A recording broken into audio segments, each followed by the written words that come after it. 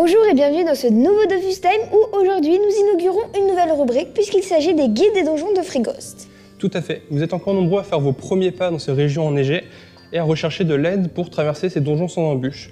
Donc commençons par le début et découvrons ensemble les secrets de la serre du Royalmout, le premier donjon de Frighost. Le Bouffetonmout est faible à l'air et très résistant à la terre. Il possède 8 PA, 4 PM et également 2 sorts. Moursure, qu'il ne peut lancer qu'au corps à corps pour 4 PA, qui inflige des dommages air et vole de l'agilité à sa cible. Bismuth, qu'il peut lancer de 1 à 6 cases sur un allié et qui soigne cet allié également pour 4 PA.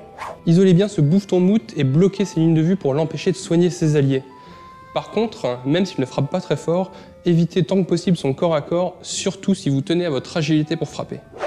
Le Bouffemout est faible à l'eau et résistant à l'air. Il dispose de 10 PA, de 5 PM, mais également de 3 sorts. Croûte, qu'il ne peut lancer qu'au corps à corps pour 5 PA, qui inflige des dommages terre en vol de vie. Clougmout, qu'il peut lancer de 4 à 6 cases, qui inflige des dommages eau, mais également vole de la portée à sa cible. Moumout, qu'il peut lancer de 1 à 5 cases pour 5 PA, qui donne un sort de renvoi de dommages à son allié. Il ne peut lancer ce sort qu'une fois tous les 3 tours. Évitez son corps à corps le plus longtemps possible et sa ligne dans une moindre mesure, et le Bouffemout ne vous posera pas le moindre souci. Le Bouffemout de guerre est faible à l'élément feu, mais très résistant à l'élément neutre.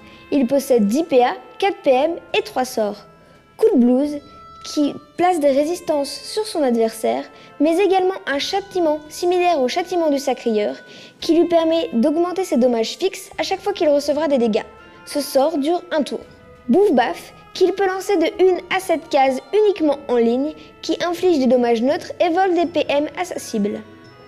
Ubermout lui permet pour 5 PA tous les 3 tours d'augmenter les dommages de ses alliés Bouffemout présents dans un cercle de 2 cases autour de lui. Soyez attentifs au sort Coup de blues, les dommages qu'il peut potentiellement vous apporter ne sont pas négligeables, et il peut être très intéressant de rester sous les coups ennemis pour en ressortir bien boosté. Pour le reste, retirez-lui quelques PM et le Bouffemout de guerre ne sera plus un danger pour personne. Le Bouffemout légendaire est très faible à l'élément terre mais résistant à l'élément feu. Il possède 10 PA, 5 PM et 3 sorts.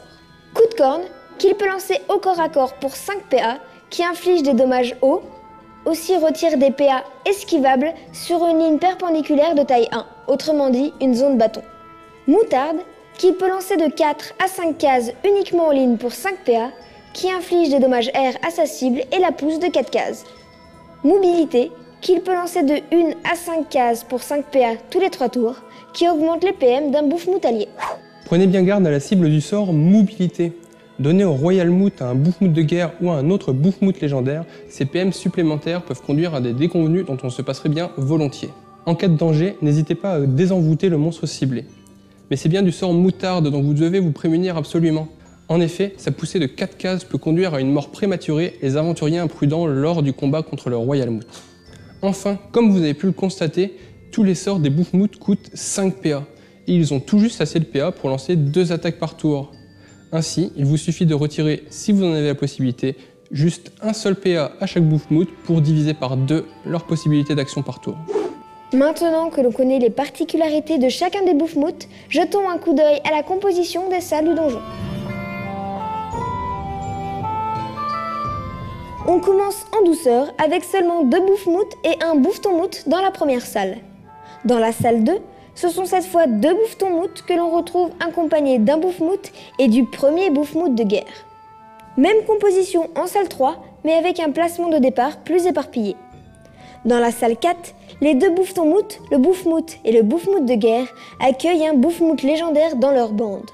Arrivé à la 5e salle, ce sont 2 Bouffemouts légendaires, 3 Bouffemouts et un Bouffetonmout que vous aurez à affronter. Enfin, vous voilà arrivé dans la dernière salle où vous attend le Royalmout, accompagné de 2 Bouffemouts légendaires, de 2 Bouffemouts de guerre, 2 Bouffemouts et un Bouffetonmout. Il est temps de découvrir les particularités de ce combat contre le premier boss de l'île de Frighost. Avant toute chose, il est très important de bien prendre connaissance des caractéristiques et des sorts du maître des lieux, celui que l'on vient d'épecer, le bien nommé Royalmout. Le Royalmout est faible à l'eau et résistant dans tous les autres éléments, tout particulièrement à l'air. Il dispose de 15 PA, de 5 PM, mais également de 3 sorts. Regroupe-mout, qu'il peut lancer sur lui-même pour 5 PA, rapproche de 2 cases et retire des PM à tous les alliés présents dans une croix de taille 2 dont il est le centre. Lich-mout inflige des dommages feu en vol de vie sur les 4 cases autour du Royal Mout. Aléa-mout, qu'il peut lancer de 1 à 3 cases pour 5 PA, qui invoque aléatoirement un boufton-mout, un bouffe-mout légendaire ou un bouffe-mout de guerre. Il peut lancer ce sort tous les 3 tours, mais attention, il ne peut cumuler qu'une seule invocation. Au début du combat, le Royal Mout lancera systématiquement le sort Inémout, un sort un peu spécial puisqu'il est inévitable et qu'il détermine tout le fonctionnement du combat. Le Royal Mout rentrera alors dans l'état invulnérable, c'est-à-dire qu'il ne pourra plus subir de dommages tant que cet état sera actif. Pour désactiver l'état invulnérable du Royal Mout, c'est très simple, il suffit de le pousser, mais attention à ne pas lui infliger de dégâts de poussée. Au cours de ce combat, si un monstre subit des dégâts de poussée, tous les alliés qui sont alignés avec ce monstre sont tués instantanément sans autre forme de procès. Par contre, les effets de poussée subis par les personnages joueurs n'ont aucun effet particulier. C'est pour cette raison qu'il faut faire très attention au bouffe-mout légendaire. Si celui-ci arrive à s'aligner avec un personnage et à le pousser contre un monstre, lui occasionnant des dégâts de poussée, c'est la mort assurée. Une fois l'invulnérabilité du Royal Mout désactivée, celui-ci gagne automatiquement 3 PM supplémentaires. Le tour de vulnérabilité du Royal Mout débute dès que vous le poussez et se termine au début du tour du personnage qui l'a désactivé. Par contre, il suffit qu'un autre personnage le pousse à nouveau pour réinitialiser son tour de vulnérabilité. En vous débrouillant bien, vous pourrez maintenir le Royal Mout vulnérable pendant toute la durée du combat. Maintenant que vous connaissez toutes les subtilités du combat, vous pouvez vous lancer. Pensez à retirer des PM au bouffe-mout, ainsi vous ne vous retrouverez pas encerclé. Il faudra également leur enlever quelques PA afin d'éviter quelques dommages superflus quand ils arriveront à votre portée.